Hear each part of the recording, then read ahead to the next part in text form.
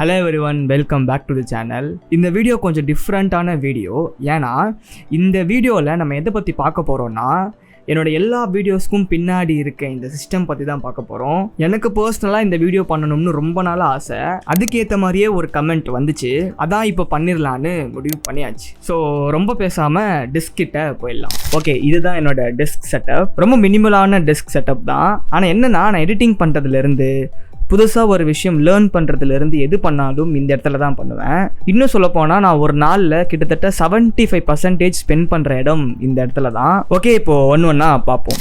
Okay, first இந்த சிபியூலேருந்து வருவோம். கரெக்டாக ஆகஸ்ட் 2022 ஒரு 2 இயர்ஸ் முன்னாடி நான் இந்த பிசியை பில்ட் பண்ணேன். இந்த பிசியை நான் யார்கிட்ட பில்ட் பண்ணேன் அப்படின்னா, நம்ம ஏ2டி சேனல் கிட்ட இருந்து தான். நான் இந்த பிசியை பில்ட் பண்ணப்போ எனக்கு இதை பற்றி எந்த ஐடியாவுமே இல்லை. நான் அவங்க கிட்ட 50K பட்ஜெட்டில் ப்ரொடக்டிவிட்டிக்கு நல்லா இருக்கிற மாதிரி ஒரு பிசியை பில்ட் பண்ணணும்னு நினச்சி தான் நந்தா ப்ரோவோட வீடியோஸ்லாம் பார்த்துட்டு ஏ2டி சேனலை அப்ரோச் பண்ணேன். அப்புறம் அவங்களே நான் சொன்ன பட்ஜெட்டுக்கு ஸ்பெசிஃபிகேஷன்ஸ்லாம் சொன்னாங்க. அண்ட் அந்த 50K பட்ஜெட்டுக்கு எல்லாமே பர்ஃபெக்டாக இருந்துச்சு. இப்போது இந்த 2 இயர்ஸில் எனக்கு எந்த ஒரு பிரச்சனையும் வந்ததில்லை. ஆனால் இதோட எடிட்டிங் பர்ஃபார்மன்ஸ் பற்றி மட்டும் நான் இந்த வீடியோவுக்கு நடுவில் சொல்கிறேன். இப்போ நம்ம இதோட ஸ்பெசிஃபிகேஷன்ஸ் பற்றி பார்ப்போம். First processor. இதில் என்ன ப்ராசஸர் இருக்குன்னா, AMDயோட Ryzen 5 5600G. இது ஒரு APUன்றதுனால நான் பில்ட் பண்ணுறப்போ டெடிகேட்டடாக கிராஃபிக்ஸ் கார்டு போடலை. ஃபியூச்சரில் அப்கிரேட் பண்ணிக்கலான்னு விட்டேன். இப்போ வரைக்கும் கிராஃபிக்ஸ் கார்டு இல்லாமல் தான் யூஸ் பண்ணுறேன். ஆனால் டெடிகேட்டடாக கிராஃபிக்ஸ் கார்டு போடாததுனால என்ன ஒரே ஒரு ப்ராப்ளம்னா, நான் எடிட்டிங் பண்ணுறப்போ டைம்லைன் பர்ஃபார்மன்ஸ் மட்டும் கொஞ்சம் லேக் ஆகும். பட் நான் இப்போ வரைக்கும் 1080p தான் ஷூட் பண்ணுவேன். ஸோ கொஞ்சம் மேனேஜ் பண்ணிக்கிற அளவுக்கு இருக்குது.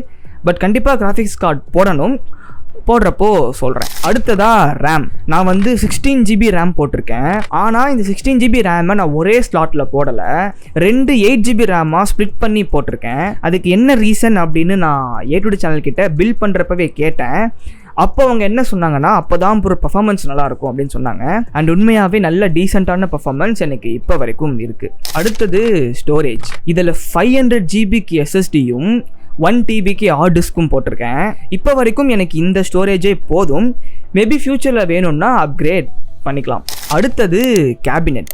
இந்த கேபினெட் வந்து கேம் டயாஸோட ஆர்கஸ் E4ன்ற மாடல். இதில் ஒயிட் கலரும் இருக்குது.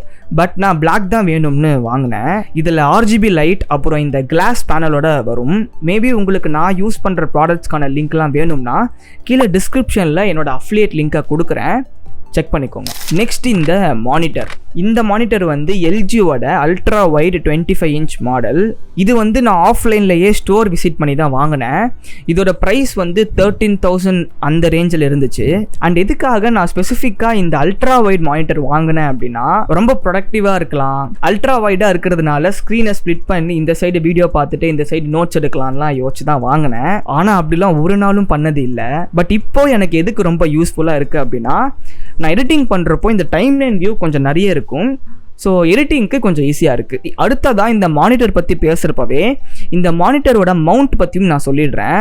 இந்த மானிட்டர் மவுண்ட்டை நான் அமேசானில் 1800க்கு வாங்கினேன்.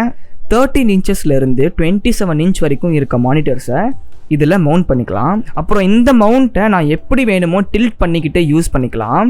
அதே மாதிரி இந்த மவுண்ட் யூஸ் பண்ணுறதுனால என்னோடய டெஸ்க் ஸ்பேஸும் நிறைய கிடைக்குது. ஸோ ஓவராலாக இந்த மவுண்ட் எனக்கு ரொம்ப யூஸ்ஃபுல். அடுத்ததாக இந்த மானிட்டருக்கு பின்னாடி இருக்க இந்த லைட். இதை நான் எப்படி செட்டப் பண்ணேன் அப்படின்னா, இந்த LED லைட் ஸ்ட்ராப் வச்சு தான். இது RGBன்றதுனால நிறைய கலர்ஸில் நம்ம லைட்டை செட் பண்ணிக்க முடியும். ஆனால் இதை நான் most of the time use பண்ண மாட்டேன். வீடியோ எடுக்கிறப்ப மட்டும் யூஸ் பண்ணிவிட்டு அப்புறம் ஆஃப் பண்ணிவிடுவேன். ஸோ பெருசாக ஒன்றும் இல்லை. நெக்ஸ்ட் இந்த குட்டி ஸ்பீக்கர்ஸ். இந்த ஸ்பீக்கர்ஸ் வந்து ஆர்டிஸ்ட் மினி 2.0 ஸ்பீக்கர்ஸ். 450 கிட்ட இதோட ப்ரைஸ். எதுக்காக இந்த பட்ஜெட்டில் நான் சூஸ் பண்ணேன் அப்படின்னா, நான் most of the time headphones போட்டு தான் எடிட் பண்ணுவேன், படிப்பேன். ஸோ ஸ்பீக்கர்ஸ்க்கு அதிகமாக ஸ்பெண்ட் பண்ண வேணாமேன்னு தான் இந்த பட்ஜெட்டில் இதை வாங்கினேன். அண்ட் இந்த பட்ஜெட்டில் ஒரு நல்ல ஸ்பீக்கர்ஸ். அப்புறம் இந்த மினி ஃபேனோட இருக்க இந்த ஸ்டடி லேம்ப். இதை நான் இப்போ தான் ரீசெண்டாக வாங்கினேன். ரொம்ப காற்று வருதோ இல்லையோ ஓரளவுக்கு வரும். ஆனால் இந்த ஸ்டடி லேம்ப் வந்து எனக்கு ரொம்ப யூஸ்ஃபுல்லாக இருக்குது. நல்லா பிரைட்டாக, ஓவராலாக பர்ஃபெக்ட். அடுத்தது இந்த குட்டி பிளாஸ்டிக் பிளான்ஸ். இது ஒரு 2-3 இந்த டெஸ்கில் எப்போவுமே இருக்கும். ஒன்றும் ஸ்பெசிஃபிக்கான ரீசன்லாம் இல்லை, ஜஸ்ட் பார்க்க நல்லா இருக்குன்னு வச்சுருக்கேன். அதே மாதிரி தான் இந்த கிளாக்கும். டெஸ்கில் வச்சா நல்லா இருக்குமேனு வாங்கினேன். அப்புறம் என்னோடய டெஸ்கில் இந்த ஸ்டிக்கி நோட் எப்போவுமே இருக்கும். ஏதாச்சும் ஒரு முக்கியமான ஒர்க் இருந்தால் இல்லை ஏதாச்சும் ஒரு முக்கியமான விஷயத்த மறந்துடக்கூடாதுன்னு இருந்தால் அதை இதில் எழுதி இங்கே ஸ்டிக் பண்ணிப்பேன். அப்புறம் மெயினாக இந்த டெஸ்க், இதுவும் நான் அமேசானில் தான் வாங்கினேன். இந்த ஒயிட் கலர் டெஸ்க் எனக்கு ரொம்ப பிடிச்சிது.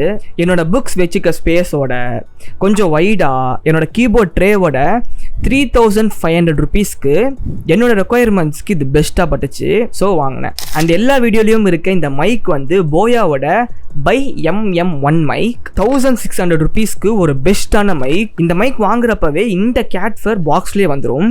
நீங்கள் பிகினராக இருக்கப்போ இந்த மைக்கை டெஃபினட்டாக கன்சிடர் பண்ணலாம். அப்புறம் நான் லைட்டிங்காக யூஸ் பண்ணுற இந்த சாஃப்ட் பாக்ஸ், இதை நான் தனித்தனியாக வாங்கி அசம்பிள் பண்ண ஒரு லைட் செட்டப். இந்த 9 feet ஸ்டாண்டு தனியாக வாங்கினேன், சாஃப்ட் பாக்ஸ் தனியாக வாங்கினேன். இதுக்கு உள்ளார இருக்க இந்த 50 watt பல்ப் எல்லாமே வாங்கி அசம்பிள் பண்ணது தான். ஏன் இப்படி தனித்தனியாக வாங்கி அசம்பிள் பண்ணேன் அப்படின்னா, ஃபஸ்ட்டு பட்ஜெட் கம்மியாக ஒரு லைட் செட்டப் பண்ணணும். அப்புறம் இன்னொன்று, இப்போ நான் இருக்கிற ரூம் சைஸ் வந்து கொஞ்சம் சின்னது தான். ஸோ இப்போதைக்கு ஒரு ஏர்லி ஸ்டேஜில் இருக்கிறப்போ இதுவே மோர் தென் எனாஃபாக பட்டுச்சு. ஸோ அதான் இப்படி அசம்பிள் பண்ணேன். லாஸ்ட்டாக இப்போ இந்த வீடியோவை நான் எதில் ஷூட் பண்ணிகிட்டு இருக்கேன் அப்படின்னா, என்னோடய மொபைலில் தான், iPhone 13.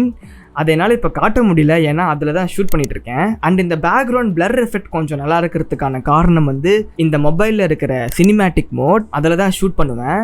ஸோ அதுவும் வீடியோஸ் நல்லா இருக்கிறதுக்கான ஒரு ரீசன். அவ்வளோதான் என்னோட ப்ரொடக்டிவிட்டி டெஸ்க் செட்டப் அண்ட் நான் யூஸ் பண்ணுற கேஜெட்ஸ் எல்லாத்துக்குமே என்னோட அஃபிலியேட் லிங்க்ஸை கீழே கொடுத்துருக்கேன். வேணும்னா யூஸ் பண்ணிக்கோங்க. அப்புறம் இந்த மாதிரி வீடியோஸ் உங்களுக்கு பிடிச்சிருக்கான்னு கீழே கமெண்ட்ஸில் சொல்லுங்கள். அண்ட் மறக்காமல் லைக் பண்ணிவிட்டு சப்ஸ்கிரைப் பண்ணிவிடுங்க. நான் உங்களை இன்னொரு வீடியோவில் வந்து பார்க்குறேன். Bye.